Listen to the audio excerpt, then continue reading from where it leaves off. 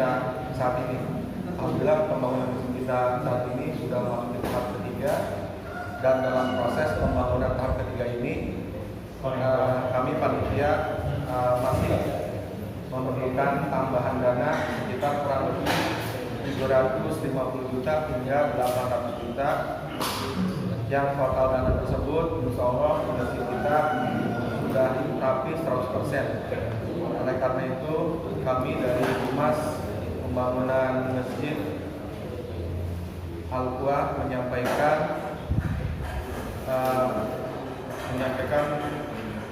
kepada jamaah yang hadir di sini, bila mana pagi hari ini kami akan menyampaikan formulir keikutsertaan bapak jamaah yang ada di Masjid Al-Quwa dan warga Muslim tujuan dari Unity untuk dapat ikut berpartisipasi dalam program donasi pembangunan masjid kita tercinta ini, baik itu infak bulanan setiap infak bulanan yang mungkin akan kita ambil ke rumah, dan juga wakaf bapak-bapak yang akan bisa kita kumpulkan. Dan saat ini saya membawa formulir baik keikutsertaan ya infak bulanan maupun wakaf, nanti akan kami bagikan kepada jamaah sekalian. Demikian kami sampaikan. Selanjutnya materi akan disampaikan langsung oleh Ustaz Muhammad Jaki Amali. Pada Ustaz kami persilakan. Bismillahirrahmanirrahim. Demikian, terima kasih. Assalamualaikum warahmatullahi wabarakatuh. Waalaikumsalam. Bismillahirrahmanirrahim. Assalamualaikum warahmatullahi wabarakatuh. Alhamdulillah, nahmaduhu wa nasta'inuhu wa nastaghfiruh. Asyhadu an la ilaha illallah wa la syarika lahu wa asyhadu anna sayyidina Muhammadan rasulullah. Allahumma shalli wa sallim wa barik ala sayyidina wa habibina wa ala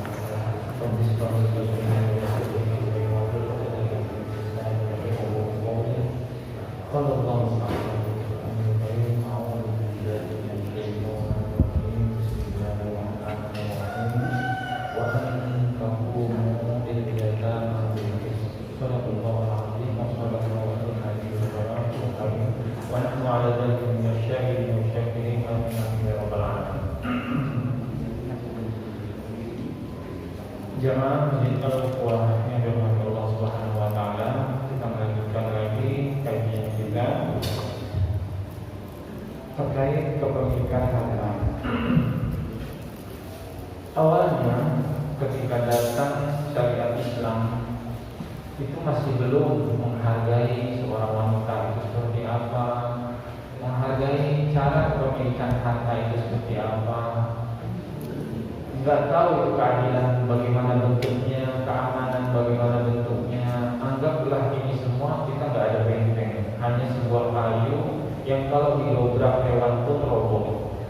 Sehingga setiap orang takut, Pak. Setiap orang takut. Maka di zaman jahiliyah itu, siapa yang berkuasa, siapa yang dia punya kekuatan, dia bisa menghabisi, mengambil dan seenaknya saja. Apalagi wanita, apalagi itu budak dan seterusnya. Maka itulah zaman jahiliyah. Sampai dengan seorang bapak menunggu anaknya lahir dan dia sudah menggali lubang. Artinya ini sangat jahiliyah sekali. Kalau saat ini kita saking mendambakan seorang anak, kita saking mengelus-elus ya, bahkan ada 4 bulan, ada 6 bulan, ada 8 bulan itu disyukuri gitu. Ya, mungkin kita sudah bisa mengintipnya di USB dan yang lain-lain. Begitu, anak saya wanita, anak saya pria nanti segala macam.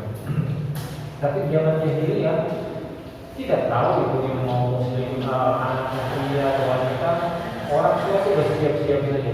Ketika anaknya wanita, maka langsung ditendang hidup-hidup. Bayangin, entah bagaimana sifatnya seperti itu. Itulah zaman jahiliyah. Bukan hanya dari sisi itu saja. Ketika Nurul Islam itu belum datang ke kota Makkah, kemusyrikan di mana-mana, sehingga sekeliling Ka'bah itu bukan hanya untuk ibadah Islam, tetapi juga apapun agama masuk ke situ. Sehingga itu menjadi Ka'batul Wusthah, muara daripada segala muara orang di sana. Mau berdagang, mau menaruh toko, menggelar apapun jadi. Karena kenapa? Karena setiap orang di seluruh dunia itu datang ke sana untuk beribadah, entah agamanya apa. Saking seperti dulunya, gitu ya, waktu zaman jahiliyah. Kemudian cara mereka mendapatkan harta pun nggak ada mungkin kayak kita pegawai dapat gaji tiap bulan, dapat tunjangan tiap bulan, dapat BPJS, dapat kartu A, kartu B, kesehatan. Mereka tidak, mereka kombinasi. Artinya mereka dapat harta ketika itu mungkin belum ada uang. Ya.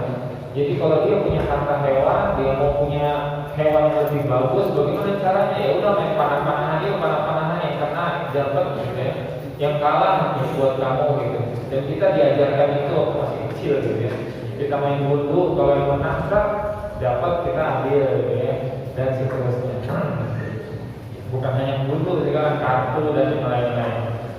Tapi kombinasi ini memang ada hal di situ, ada hal yang mana bisa membuat manusia itu bertengkar dan seterusnya tanpa jelas kepemilikan harta itu seperti itu. Kemudian lagi maksiat, artinya ya di sini Ka'bah, di mana-mana itu maksiat terjadi. Sekarang pun seperti itu, naudzubillah. Dan bukan hanya di situ, di Indonesia, di Bekasi, di sekeliling kita ini. Nah, zaman dahulu ya maksiat itu merajalela namanya.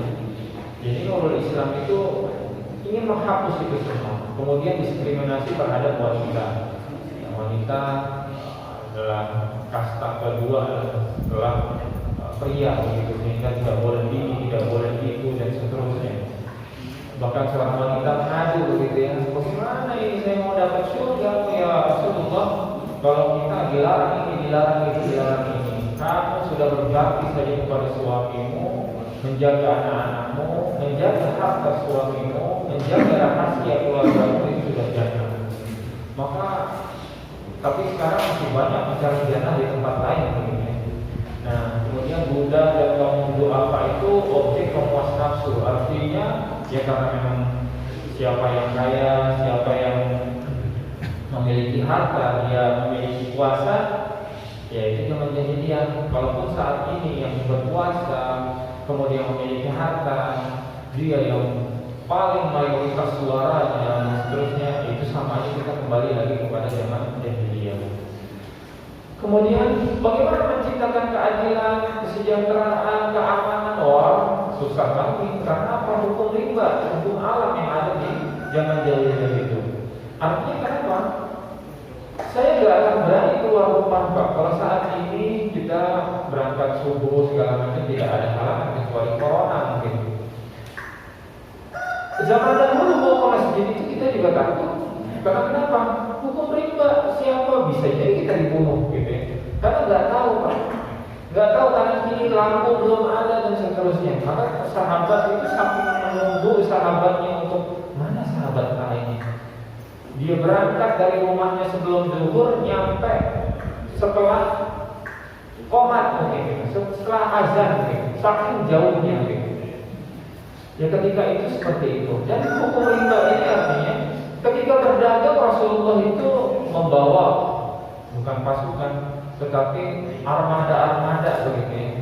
Jadi kita melihat zaman saat ini ya perusahaan itu ya Rasulullah itu pengusaha bukan hanya sekedar pedagang, karena beliau memanage semuanya. Apa yang dimanage?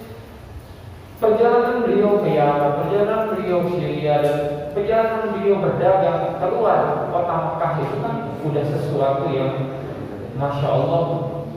Sampai saat ini kita berdagang takut untuk keluar gitu. Yang kita nggak tahu ruginya dan seterusnya. Tapi beliau menyediakan sekian hewan unta untuk yang pertama untuk dimakan dalam perjalanan. Yang kedua untuk membawa barang-barangnya. Ya. Yang ketiga ya untuk mengangkut manusianya. Gitu. Di situ disiapkan penjaga, di situ Jadi setiap berhenti istirahat dipotonglah satu hewan itu dan seterusnya. Itu kan manajerial yang mungkin sekarang kita kalau manage suatu perusahaan atau suatu toko ya listriknya, keamanan rokok kita dan seterusnya. Dan sekarang sudah semuanya udah. Kalau dulu hukum riba, siapa itu? Oh saudara dari ini, ayo kita hukum. Jadilah itu baku hantam dan seterusnya. Akhirnya harta didapatkan. Dan seperti itulah, masya Allah. Maka ketika Islam itu datang, maka ada maqasid syariah. Tujuan daripada mensyariatkan syariah itu, maqasid itu tujuan. Nanti kita bahas kayak letternya. Nah, apa yang dijaga daripada syariat hukum Islam ini? Kenapa nggak boleh begini? Kenapa harus menikah? Kenapa tidak boleh minum haram? Khamar? Kenapa harus ada akad dalam perdagangan? Kenapa harus nikah ketika orang? Yang pertama adalah hifdzul din, menjaga agama. Kita tidak memakan harta yang haram, tidak mengambil harta yang bukan hak kita, itu sebetulnya kita menjaga agama kita. Kok bisa menjaga agama kita? Ya, karena ketika kita makan yang tidak halal, masuk ke peredaran darah kita, ke anak-anak kita, susah mendapat nur hidayah, baik ilmu, baik hikmah, itu susah. Maka terkadang anak kita nakal, terkadang kita yang kurang sehat dan seterusnya, mungkin ada tercampur hal-hal seperti itu. Maka kita beristighfar kepada Allah karena kita kurang tahu dalam mengambil makanan ini atau harta ini. Dan itu salah satunya adalah untuk menjaga agama kita. Karena kita ini fitrah suci, dimasukin hal yang kotor jadi kotor. Nah, kita menjaga itu artinya kita menjaga agama kita. Jadi tidak hanya itu, menjaga harta kita dari hal-hal yang tidak baik, mendapatkannya dan seterusnya, itu menjaga jiwa kita. Kok bisa menjaga jiwa kita? Ya, kalau kita mencuri, merampok dan seterusnya, bisa terjadi baku hantam, pembunuhan dan seterusnya, tidak terjaga jiwa kita. Maka masya Allah, pensyariatan satu saja itu bisa merubah segalanya begitu. Kemudian hifzul akal, menjaga akal. Kemudian hifzul nasab, menjaga keturunan. Maka situ ada nikah lah. Kita harus tahu binnya bin siapa dan seterusnya ke atas dan seterusnya. Masya Allah, kalau kita ini sebutkan Zaki, siapa nama bapakmu dan seterusnya. Zaki bin Masruri Saleh bin Saleh bin Abdul Rahman bin Dalung Mutor dan seterusnya. Udah saya cuma 4 doang hafal. Tapi kalau di Saudi sana sampai 50 jajaran turunan daripada orang tua itu mereka hafal. Dan kita pun mungkin bukan apa, itu mungkin mendoakan kita mendoakan nenek kita, nenek kita dan seterusnya. Karena mungkin Rabbi ta'ala muqim as-shalah wa min dzurriyyati rabbana taqabbal du'a. Allahumma ij'al hadza baladan aminan mutma'innan. Itu kan doa Nabi Ibrahim untuk negerinya. Dan masya Allah sampai saat ini aman, terang, panas tapi banyak berlimpah buah-buahan di sana, di Mekah sana, di Saudi sana. Itu kan doanya daripada doa Nabi Ibrahim. Dan berarti kan itu kakek kita sebenarnya. Dan kita pun saat ini ketika kita mendoakan cucu cicit kita dan seterusnya, ya jangan sampai ya memang ulama dicabut, ilmu dicabut, bencana di mana-mana, kiamat. Jadi kita lupa tuh doa untuk anak cucu kita kan. Ketika kita sholat kita sambil berdoa sebagaimana doanya Nabi Ibrahim, Rabbi ja'alni muqimas sholati wa min dzurriyyati rabbana taqabbal du'a. Ya Allah, jadikanlah keturunan kami ini orang yang mendirikan sholat dan titik itu. Karena kalau udah orang mendirikan sholat terjaga insya Allah. Anak kita saja, kalau dia sudah mendirikan sholat itu udah lumayan, cukup lah. Nanti kejujurannya segala macam itu nanti mengikuti sendiri. Ketika orang tuanya mengajarkan akhlak-akhlak di rumah orang tuanya, ibunya dan seterusnya. Nah, zaman yang ke-8 tadi datanglah nur Islam, maqasid syariah mulai terbentuk. Ketika syariat Islam itu kok dilarang haram segala macam, dilarang khamar, masih banyak penolakan sehingga masih belum dapat hidayah, hanya segelintir orang saja. Nah, ketika Nurul Islam itu datang, sudah mulai intinya seperti ini. Kita untuk menjaga yang namanya agama, jiwa, akal dan seterusnya. Itulah yang memang akhirnya kita berpegang kepada ajaran agama Islam. Oke. Sebelum kita membahas kepemilikan harta, ini kita harus beritahukan dulu urutannya. Nah, dan masuk. Apa itu maqasidus syariah yang tadi kita sampaikan? Kenapa kita harus menjaga harta kita dulu sampai dengan nanti hadis yang Abi al-Aslami yang kemarin kita sebutkan, dari mana kita mendapatkan harta dan untuk apa harta kita belanjakan, itu nanti kita akan bahas juga. Kembali lagi kita bahas maqasid, jam'un min maqsadun au maqsidun, syariah at-tariqatul mustaqimah. Jadi maksudnya ini adalah jalan yang lurus. Syariat Islam ini jalan keselamatan, jalan yang lurus, ya. Nah, Ibnu Mansyur, dia ini adalah ulama dari Indonesia, lahir 1950-an, membuat tafsirnya dengan metodologi sekarang, itu mudah dimengerti oleh zaman sekarang. Jadi kalau kita baca apa itu murabahah, kita masih bingung jual beli seperti apa. Sekarang udah jual beli, udah reseller, segala macam, dropship dan seterusnya. Nah, kalau kita baca fikihnya beliau, tafsir beliau itu sangat enak dibacanya. Itu Ansyur. Maqasid syariah adalah makna atau hikmah yang bersumber dari Allah Subhanahu wa taala yang terjadi pada seluruh dan mayoritas ketentuannya. Artinya ketika disuruh untuk menikah, kok susah banget sih menghadiri penghulu, menghadirkan saksi, menghadirkan mahar dan seterusnya. Syariat Islam susah sekali begitu. Nah, ketika kita merasa, saya mohon maaf minggu kemarin ada pernikahan di Bogor sana, jadi panitia. Itu setiap jadi panitia pasti saya nangis, entah itu keturunan dekat saya atau tidak gitu ya. Karena saya mengulang kembali ketika saya nggak punya uang dan saya nikah gitu. Jadi kita sangat menghormati ketika istri kita berikan satu cincin, masya Allah, dia akan jadi milik kita. Orang tuanya itu menyerahkan kepada kita, tidak enteng begitu ya, mendidiknya sampai dengan dewasa, kemudian anak itu diserahkan kepada kita, itu menjadi tanggung jawab kita. Itu menurut saya itu suatu logika yang akhirnya kita mengulang kembali, merefleksi kembali, oh iya benarnya ini istri kita, kekurangannya, kelebihannya, akhirnya tetap kita yang bersyukur. Ya, saya melihat ketika saya jadi panitia pernikahan itu selalu saya menangis dan mengingat kembali bagaimana saya akad nikah, bagaimana ini segala macam. Karena serba kekurangan ternyata bisa nikah juga begitu ya. Dan saya lihat kenapa saya harus benci sama mertua saya selalu marah begini segala macam. Saya cuma berpikir, iya ya karena dia nitipin anaknya ke saya. Saya pun sekarang sudah punya anak, saya kalau bisa dititipkan ke anak saya ke orang lain, masya Allah sedihnya seperti apa tanggung jawabnya. Dan seperti itu, dan jadi maqasid syariah itu hikmah tuh yang kita dapat tuh. Oh seperti ini yang menjalankan. Kenapa itu mahar itu penting? Karena kita menghormati.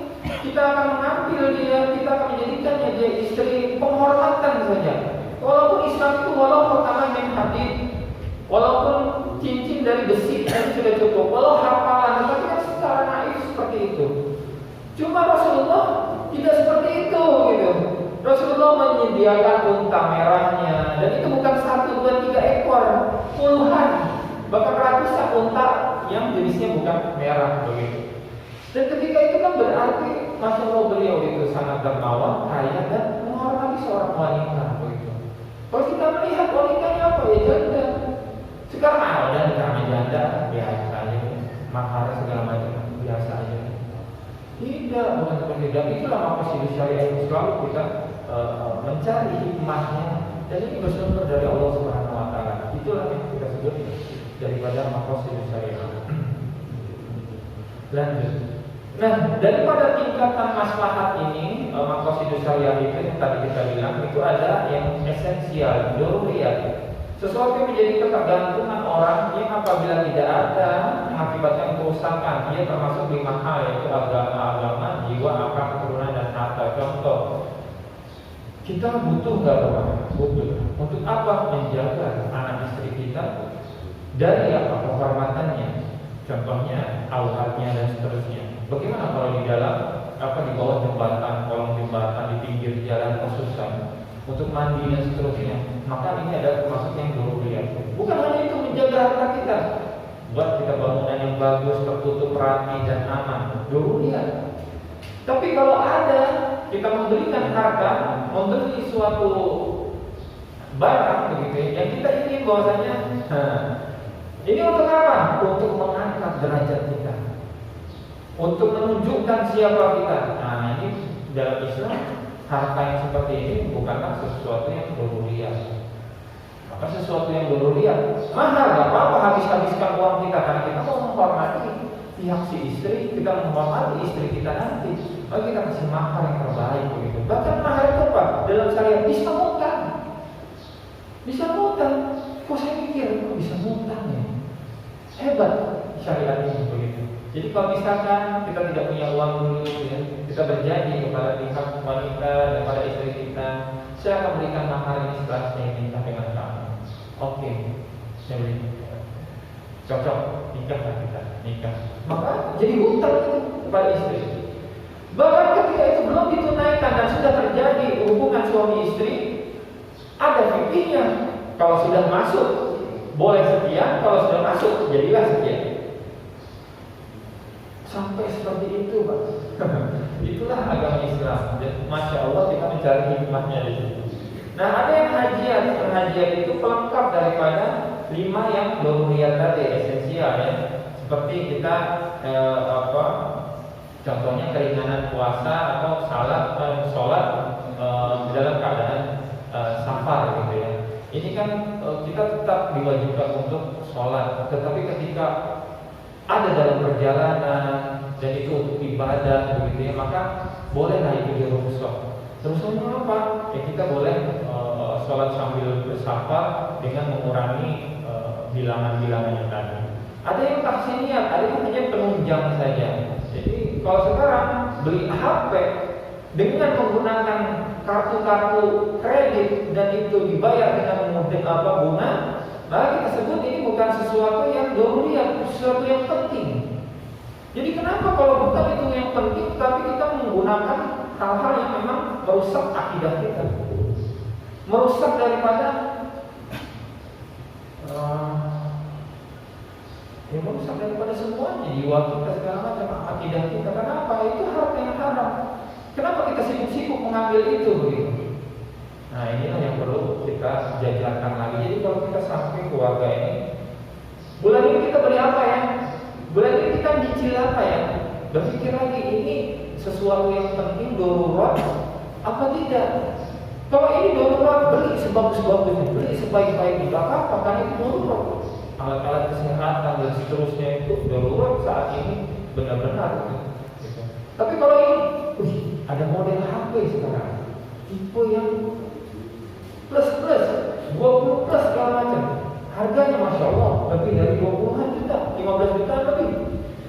Tapi mengambilnya, caranya dan seterusnya dengan harta yang tidak halal atau jalan yang tidak halal, sama saja bohong. Jadi kita salah menempatkan itu. Dan kita pusing, Pak, haruskah kita menggunakan begini. Ternyata ini penting atau tidak, berguna atau tidak, ini sesuatu yang pokok yang harus kita miliki atau tidak. Ketika itu kita pikir, oh iya, jadi ini bukan yang pokok. Jadi ini hanya pelengkap saja. Kalau sudah pelengkap, ya sudah, bersabar dan seterusnya. Maka maqasidus syariah dalam transaksi syariah itu kita menjaga agama kita, ketaatan bersyariat, menjauhi riba, melaksanakan menjauhi daripada larangan-larangan yang Allah dan Rasulnya sampaikan, daripada jangan pakai riba, jangan pakai goror, jangan pakai maisir dan seterusnya. Nanti akan kita bahas apa itu goror, apa itu maisir dan seterusnya. Kemudian penjagaan akal, kemudian mitigasi resiko keuangan dan kekayaan.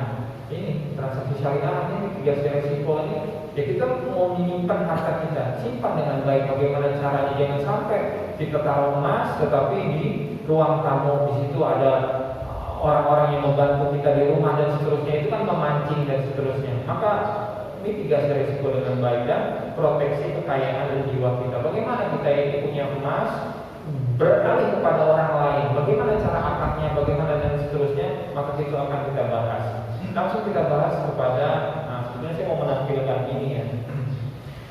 Ini gambaran Islam tadi, Kamus Syariah ini masuk kepada bagian ini semua. Yang pertama itu ketika kita melihat apa itu Islam, maka kita harus belajar dulu akidah.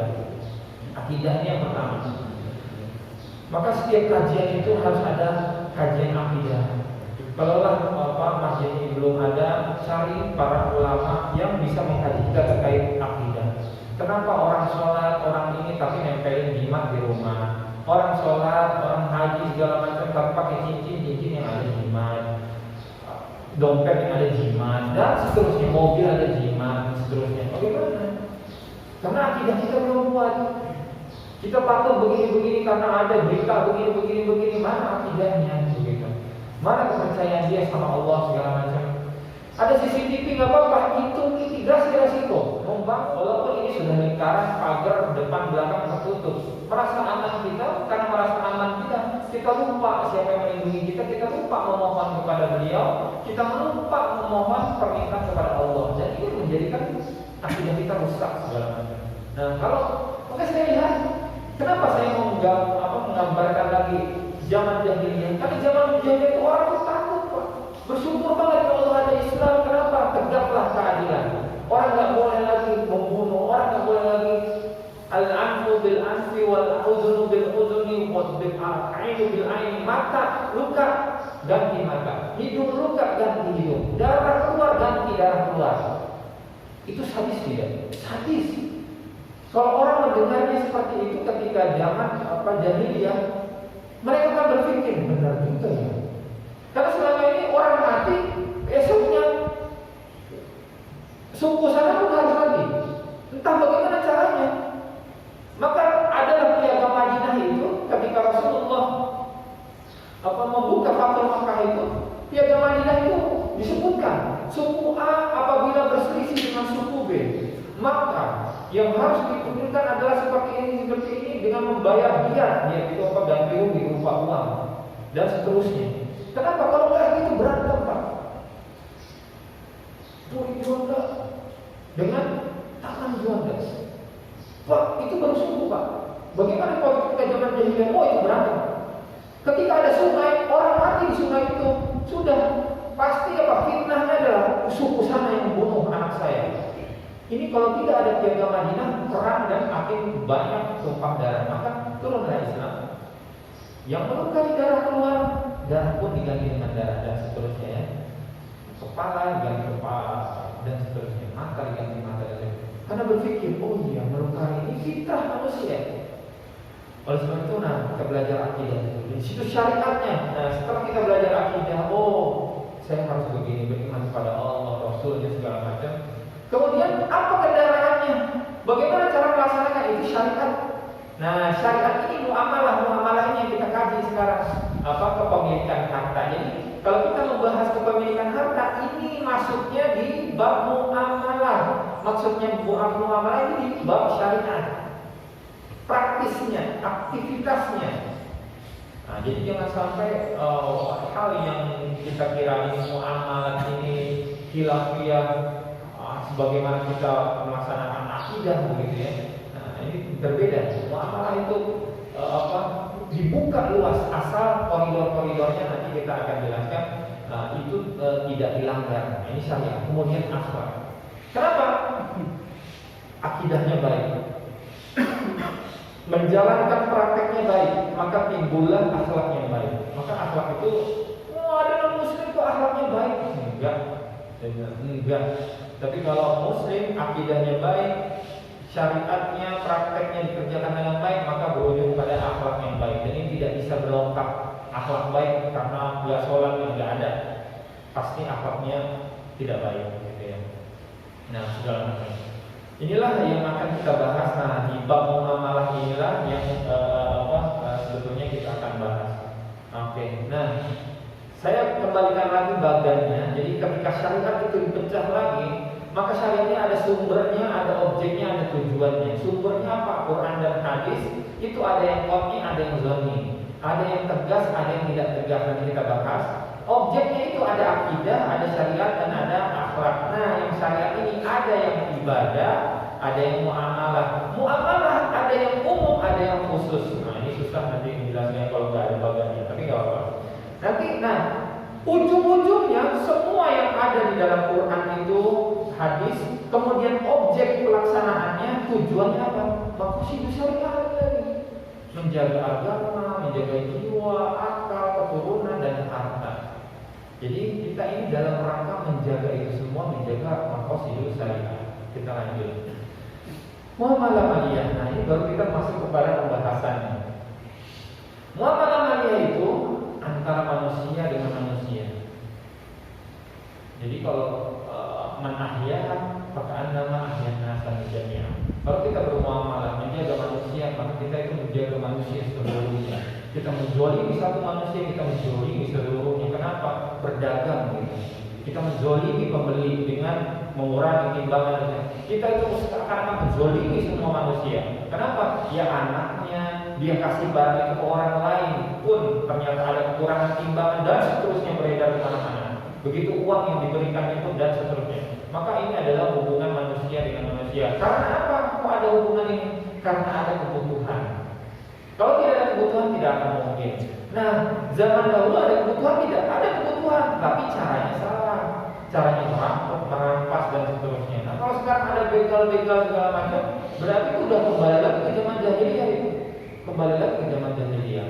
Nah, sekarang siapa yang penegakan hukum dan seterusnya? Saya nggak mau membahas kemana terlalu jauh. Nah, pada kaidah umum untuk muamalah transaksi keuangan atau transaksi pada umumnya, kalau ibadah itu segala sesuatu itu terlarang kecuali dari yang memerintahkannya. Contoh sholat subuh, kita mau ke Bandung, ntar aja lah jam 7 sholat subuhnya, nggak bisa. Atau kita mau karena kita buru-buru hujan besar gitu ya, kereta udah mau berangkat, sholat subuhnya 1 rakaat aja, nggak bisa.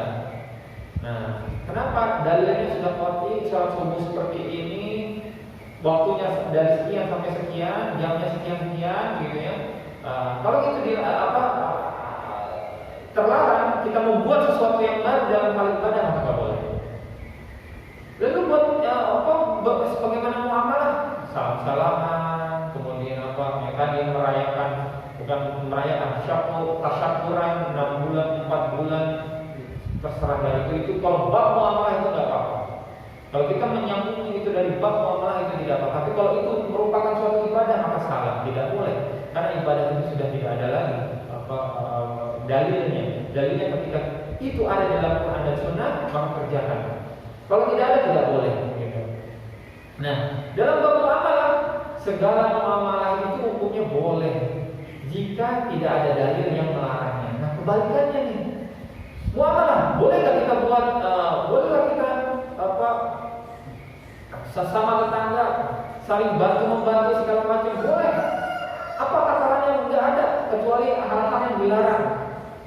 Jadi kita bertransaksi sekarang menggunakan handphone, berjual beli menggunakan online shopping gitu segala macam. Asal akadnya itu benar, maka itu bisa terjalin segala macam. Ada yang BPJS, ada yang segala macam dan seterusnya, kesehatan itu. Kalau hanya pakai kartu gitu ya bahannya, kita bayar pakai kartu gitu, transaksinya bagaimana dan seterusnya. Yang penting itu syariat, DSN UI sudah oke di golongan syariat, entah itu apa saja bentuknya, mau kartu BPJS dan seterusnya, maka kalau itu di syariat, itu sesuai syariat, maka itu boleh. Tapi kalau itu melanggar, maka haram. Kita lihat dan seterusnya. Nah, itulah bab muamalah. Nah, kembali kita ke harta. Banyak mengatakan, kalau saya menikah dengan istri saya dapat warisan dari orang tua saya. Kalau dalam hukum Islam, hukum kompilasi hukum di Indonesia ini pernikahan, itu harta menjadi harta golongan ini karena didapatkan setelah pernikahan. Jadi pada masa pernikahan. Dalam Islam tidak. Dia wanita, dia pria, dia dapat bagiannya. Kerja atau tidak kerja, kalau di sini kan kalau sama-sama kerja dan menghasilkan dan terjadi pas pernikahan, maka itu menjadi harta bersama dalam Islam tidak. Dalam Islam tidak. Artinya, contoh kita beli rumah, ya ini rumah buat kamu ya. Tapi pakai nama saya ya, karena nggak bisa, karena saya punya gaji. Ini kita dapat bank syariah, ini nggak apa-apa. Apa tuh? Terjadi perceraian. Wah, kira-kira rumah punya siapa? Punya istri dalam lisan, tetapi dalam tulisan, dokumen dan seterusnya punya suami. Terjadilah borong ini, cekcok dan lain-lain. Ini hal kecil, ini hal besar, hal kecil saja. Yang beli ini dong, apa? Permata, segala macam, iya beli. 15 juta itu kalau misalkan berlian atau segala macam kan. Dan nggak apa-apa lah, nabung emas. Kenapa? Iya, ini nggak apa-apa. Iya, ini tabungan kamu. Iya, nggak apa-apa nih beli buat ini. Iya, nggak apa-apa. Kalau kita butuh jual ya. Jadi si suami cerdik gitu. Udah nggak apa-apa invest emas buat istri. Ntar kalau kita butuh jual biar ini dan seterusnya gitu ya. Nah, ketika misalkan terjadi cekcok, Pak, mana berlian saya? Itu harta kalau gini kita. Bagi dua segala macam. Enggak lah, ini punya saya segala macam. Ke notaris lah, ke pengacara dan seterusnya. Nah, di dalam fikih juga tasrihul ihsan, gimana? Kalau terjadi pernikahan, kalau terjadi pernikahan, maka pisah dengan cara yang ihsan. Pisah cara yang ihsan itu, kalau kita pernah mendengarkan ceramah terkait ihsan itu apa? Iman, Islam, ihsan. Ihsan itu anta'budullaha ka'annaka tarahu, fa illam takun tarahu fa ka'annaka tarahu. Kalau kamu tidak melihat Allah, Allah itu melihat kamu. Maka berbuat ihsanlah. Apa? Melebaikanlah. Melebaikanlah itu seperti apa? Contoh, ada pekerja di rumah kita yang membantu rumah. Kalau kita temuin dia nyapu, rapi kok. Sapu itu debu-debu diambilin segala macam, pojok-pojok itu disemprotin. Coba kita tinggal, kita ke pasar kemana-mana, ujung-ujung itu kira-kira rapi nggak? Enggak. Cuci piring pun begitu. Ketika ditungguin, rapinya, dilapnya sampai kering, baru ditata. Tapi kalau kita tinggalin dia enggak. Ibadah, kalau kita nggak melihat Allah, kita lupa tuh. Lebaynya kita, nangislah. Bukan masalah itunya, tetapi apa? Kita dilihat Allah. Dan ketika itu kita mau minta kepada Allah. Kalau ketika kita minta kepada Allah, benar-benar nangisnya, benar-benar mohonnya, kan begitu. Ihsan itu seperti itu. Jadi apa? Melebihkan apa yang seharusnya seseorang itu harapkan. Contoh lagi, lebih mudahnya lagi, ketika orang belum makan dari pagi sampai siang sampai malam, kita punya ini di siang hari kita sudah sarapan dan lain-lain. Peminta itu datang, Pak, saya belum makan dari pagi tadi, Pak. Di depan kita ada 3 donat. Saya sudah makan, saudara-saudara. Ihsan saya, amal saya berikan 1 saya sudah cukup. Kenapa? Kok saya sudah makan, sudah sarapan, dan ini lengkap saja untuk makan siang saya. Boleh nggak saya kasih seluruhnya? Itulah ihsan. Jadi ihsan itu adalah memberikan di luar harapan orang. Jadi orang tuh tolong dong bantu ini segala macam. Tapi kita bantu yang lain, itu ihsan. Nah, jadi kadang kita mulai ihsan. Nah, fatasrihum bi ihsan. Kalau kita nikah terjadi perceraian, alhamdulillah, pisahlah dengan secara ihsan. Secara ihsan itu seperti apa? Beri yang memang dia sebetulnya itu bukan haknya, udah kasih saja. Ini tidak seperti itu yang saat ini terjadi. Apa yang telah dikasih terkadang apa? Diminta lagi. Yang tadi yang setengah-setengah itu nama atas nama suami, padahal itu diberikan atas nama istri. Enggak nih, dokumennya, surat-suratnya, sertifikat atas nama saya. Kapan saya menyerahkan ke kamu? Acara segala macam.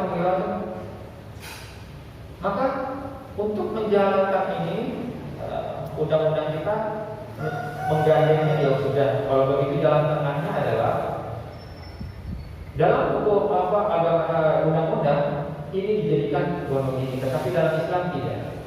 Jadi benar-benar kejujuran nggak? Benar-benar kejujuran. Contoh, kita meninggal ya. Istri kita kan bilang, jangan sampai anak-anak gue dapat. Kenapa? Anak mau nikah lagi. Begitu juga si suami, istri meninggal. Ini kalau dibagi ke anak-anak saya nggak dapat, saya nggak bisa ngasih makar istri yang lain, istri kedua saya nanti. Saya akui ini semua milik saya. Terjadi nggak seperti itu, Pak? Dan keinginan-keinginan lainnya. Tetapi dalam Islam, harta itu sendiri, milik pribadi. Kita lihat ini. Sebelum kita membahas ayat harta. Di dalam surat An-Nisa ayat 5, 11, 12 dan 178 di akhir surat ayat An-Nisa itu waris itu dibicarakan dan bahkan itu lengkap. Tidak ada perhitungan yang lengkap selain hukum waris pembagian harta pada hukum-hukum lainnya. Contoh sholat tidak ada dalam Quran yang selengkap-lengkapnya. Subuh itu seperti apa, rakaatnya berapa, menghadap mana, gerakannya seperti apa, ya ada waktu sholatnya. Tetapi prakteknya ada di hadis. Tetapi kalau terkait pembagian harta, terutama waris, lengkap Pak. Lengkap. Contoh kita baca. Ini yang surat kelima. A'udzubillahi minasyaitonir rajim. Wala tu'tus-sufaha'a amwalakum allati ja'alallahu lakum qiyaman warzuquhum fiha waqsuhum wa qulu lahum qawlan ma'rufa. Janganlah kamu serahkan kepada orang-orang yang belum sempurna akalnya harta yang kamu pegang, kamu diamanahkan olehmu. Jadi kita pegang punya harta anak yatim, Pak. Contoh saja, atau kita meninggal, anaknya masih kecil, ada harta waris, kita pegang dulu sementara, kita yang jaga. Nah, seperti inilah gambarannya. Jangan berikan semua itu hartanya ke anak yang belum akil balik, akalnya belum lengkap gitu ya. Ini sudah akil balik tapi belum lengkap akalnya, jangan juga diserahkan begitu. Lihat di sini. Allati ja'alallahu lakum qiyamah, yang menjadikan itu penegak kamu untuk berhidup. Jadi harta itu penegak hidup. Kalau nggak ada harta susah penegak hidup kita nih, Pak. Apa penegak hidup kita? Ya kesehatan, ya pendidikan, ya keamanan, itu penegak hidup. Maka kalau ada ini, mudah-mudahan harta itu bermanfaat. Jadi jadilah orang kaya. Berusaha kita di dunia ini seakan-akan kita ini tidak terulang lagi. Maka hiduplah menjadi hidup yang kaya. Tapi jangan lupa akhirat kan begitu. Nah, maka berilah mereka, belanjakanlah mereka pakaian yang memang secukupnya dari harta yang dititipkan ke kita. Jangan dimakan banyak-banyak begitu. Ucapkanlah kepada mereka perkataan yang baik. Ini contoh daripada kita menjaga harta anak yatim. Jangan kita serahkan kepada mereka ketika mereka memang belum akalnya sempurna walaupun sudah balik. Nah, sampai seperti itu. Kita lihat lagi. Yusikumullahu fi auladikum lidzakari mislu hazzil unthayain. Diamanahkanlah, diwasiatkanlah. Allah mewasiatkan kepada kita untuk anak-anak kita lidzakari mislu hazzil unthayain. Untuk apa? Anak pria itu apa? Sebagaimana mislu hazzil unthayain, 1:2 antara anak pria dan anak wanita. Ini kalau dibandingkan lagi, dia sarjana, dia sakit, dia sudah sekolah, dia sudah bisa kerja, enggak. Jadi ketika pemecahannya kita belum bicara harta monogini nih, Pak. Ketika satu keluarga yang meninggal, contoh Sriwijaya, masya Allah, mudah-mudahan Muslim dan Muslimat yang ada di sana diampuni Allah Subhanahu Wa Taala ya. Ketika orang tuanya meninggal,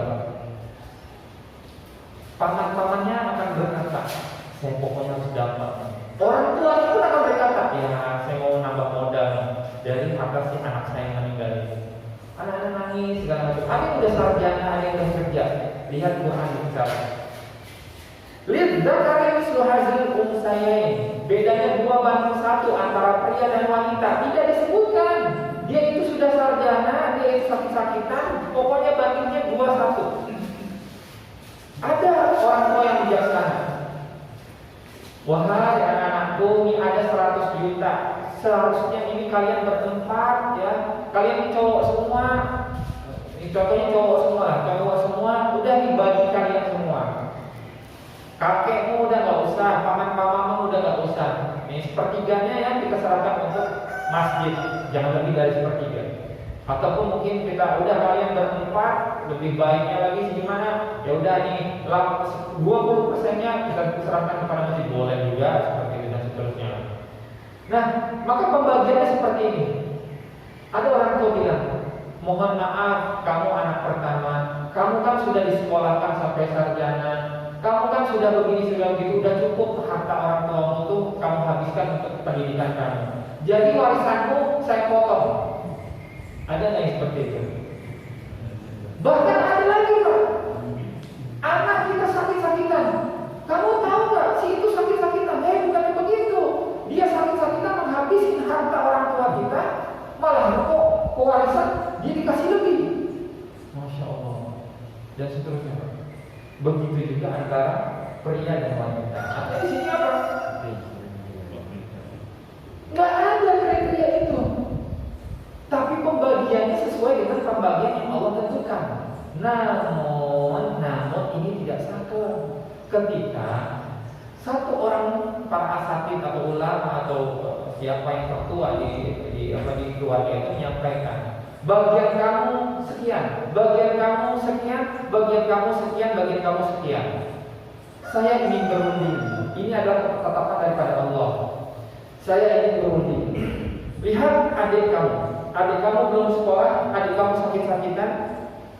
Maukah bagian-bagian kalian yang tadi sudah ditentukan, kalian dapat 20, total 80 juta ya.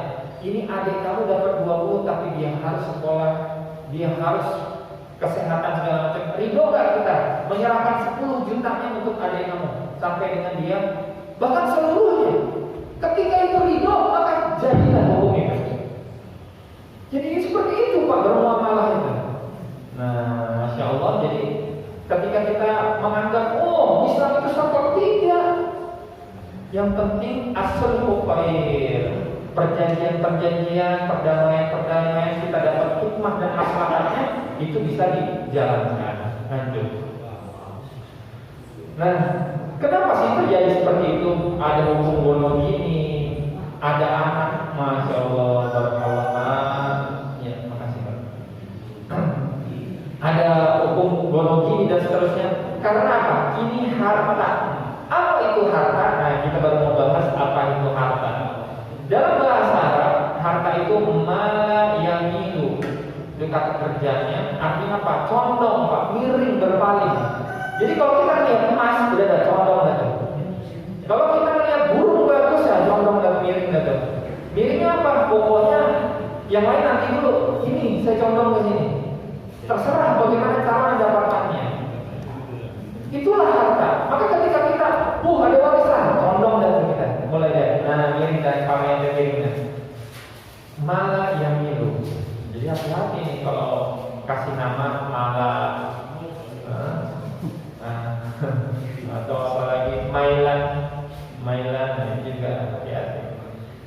Ma yamilu ilaihi tabu wa yumkinu idkharuhu li waqtil hajat. Apa itu artinya harta?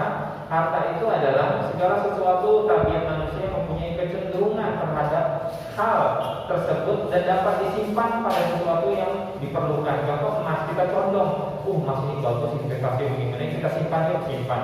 Dan orang tahu kemana-mana, ini emas, dijual tahu harganya, ini emas, gitu ya, itu harta.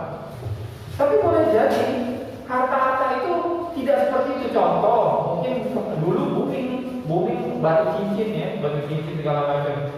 Dijual di satu lingkungan, ini mah gampang.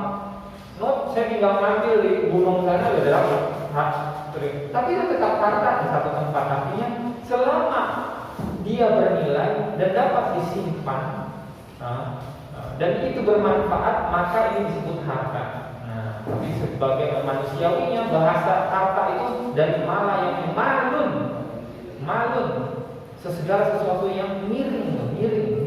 Karena kenapa? Kalau kita melihat harta itu pasti miring, gitu kan? Kullu ma yumkinu ihyazatuhu wa ikrazuhu wa yantafi'u bihi 'adatan. Segala sesuatu yang dapat dimiliki, dikuasai serta dimanfaatkan secara kebiasaan yang berlaku. Jadi kalaupun ada sesuatu benda itu tidak berharga tetapi berharga pada orang lain, maka ini disebutnya harta juga. Jadi jangan remehkan. Contoh, meninggal ini. Ada gelang biasanya kan orang-orang dulu itu pakai gelang akar gitu ya. Itu kan dihargai mahal oleh orang-orang yang mengerti ini akar apanya, apa segala macam. Ketika meninggal, aduh ini nenek meninggal nih, gak ada yang ngambil gelangnya, tinggal buat saya ya. Ntar dulu, bukan main ambil begitu. Gitu. Maka ketika orang meninggal itu udah dilihat aja dari sekujur tubuh depan sampai belakang saya dapat apa dari tubuhnya gitu. Nah itulah harta yang sampai kita condong ke situ gitu ya, dan seterusnya. Nah pengertian harta itu berarti dalam fikih bisa dimiliki, bisa dikuasai, bisa dimanfaatkan secara kebiasaan. Nah maka itu disebut harta. Nah kita sebut lagi. Nah, terus ini sudah dapat gambaran berarti. Kita kepemilikan harta ini dalam rangka maqasidus syariah, menjaga harta kita, jiwa kita karena biar tidak berantem dan seterusnya, kemudian menjaga din kita, agama kita, keyakinan kita untuk tidak memakan riba, maisir, gharar dan seterusnya. Lalu bagaimana caranya kita memiliki harta tersebut, kan begitu. Nah, pembahasan kita saat ini kepemilikan harta. Kepemilikan harta itu ada 3, Pak. Ada 3 jalur. Yang pertama akad tijari. Akad tijari itu adalah akad bisnis, murabahah, mudharabah, ijarah, rohan, segala macam. Nah, yang bisnis bentuknya adalah muharabah, jual beli. Jadi kita mau punya mobil, jual beli, kita punya uang ditukar dengan barang. Mudharabah, bagaimana cara mudharabah? Ya, kita punya modal, kita mau menghasilkan dana. Kita taruh modal kita, ada orang yang bekerja, dapat hasil, kita berikan sesuatu, mudharabah kita. Ada ijarah itu sewa. Nah, gitu ya.